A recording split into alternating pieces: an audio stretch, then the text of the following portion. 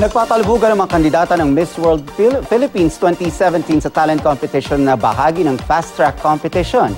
Ang mananalo kasing Best in Talent aabante sa semifinals ng beauty pageant. Ang Star Bites, hatid ni Lars Santiago.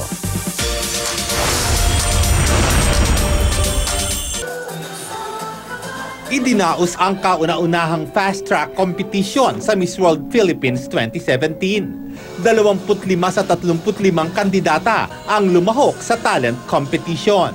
Ang mananalong Best in Talent ay otomatikong pasok na bilang semi-finalist. Kanya-kanyang pagalingan ang mga kalahok sa pagkapakita ng kanilang talent. May kumanta, may tumugtog ng violin, may nag-contemporary ballet, at may nag-Muslim dance pa sa ibabaw ng plato.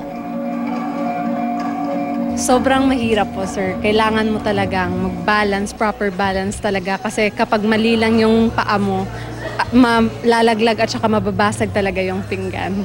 It's so much challenging for me. Si Winwin Marquez, ipinakita ang galing niya sa pagsasayaw. Mayroon ding sumayaw ng Tahitian at may nag-magic pa.